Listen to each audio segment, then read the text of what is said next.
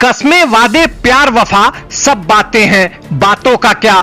यह गाना तो आपने सुना ही होगा। यह गाना बिहार की राजनीति में बिल्कुल फिट बैठता है। कुछ महीने पहले तक महागठबंधन में नीतीश कुमार के साथ रहने की कस्में खाने वाले जीतन राम मांझी ने अब दूरी बना ली है। दरअसल हिंदुस्तान आवाम मोर्चा हम के मुखिया जीतन राम मांझी के बेटे संतोष सुमन ने नीतीश कैबिनेट से इस्तीफा दे दिया है। इस घटना के बाद विपक्षी एकता की मुहिम में जुटे राज्य के सीएम नीतीश कुमार के लिए बड़ी मुश्किल खड़ी हो गई है। मुश्किल यह है कि विपक्ष का तिनका तिनका जोड़ने निकले नीतीश के खुद के घर की ईंट निकल गई है। हालांकि इसकी पटकथा तो काफी पहले ही लिखी जा चुकी थी, बस मांझी ने उसे बिहार के राजनीतिक सीन पर 13 जून को उतारा। जानकारी के मुताबिक जीतन राम मांझी और बीजेपी से डील लगभग हो गई है। जीतन राम मांझी बीजेपी से गवर्नर की पोस्ट और बिहार में एक एमएलसी की सीट चाहते हैं। सूत्र का कहना है कि इसके जरिए मांझी एक तीर से दो निशाने साधेंगे। जीतन राम मांझी अब 75 की उम्र पार कर चुके हैं। वो भी जानते हैं कि उनके रिटायरमेंट का समय नजदीक है। ऐसे में वो अपने लिए ऑनरेबल एग्जिट यानी सम्मानजनक विदाई चाहते हैं। ऐसे में गवर्नर के पद से मुफीद और कौन सी पोस्ट हो सकती है।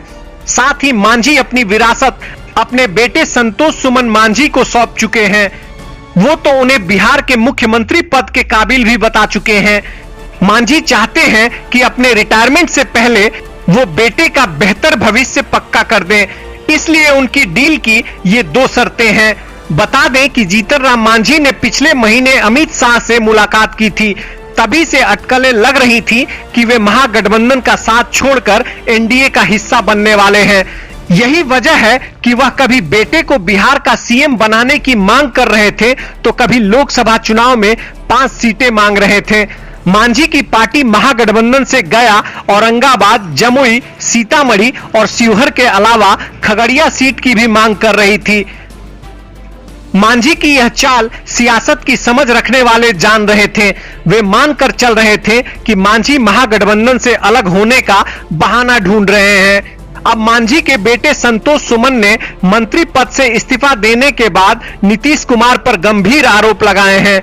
उन्होंने कहा कि लोकसभा सीट की वजह से यह नौबत नहीं आई है। सच यह है कि नीतीश कुमार के साथ रहने से हमारी पार्टी का वजूद खतरे में पड़ गया था।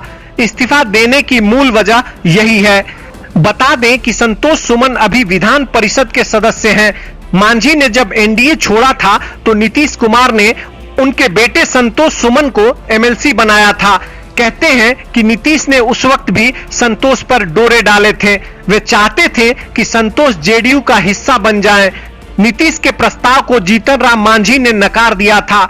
संतोष सुमन के संतोष की बात यह है कि अगले साल उनका एमएलसी का कार्यकाल खत्म होगा, यानी 6 मई 2024 तक वे एमएलसी बने रहेंगे।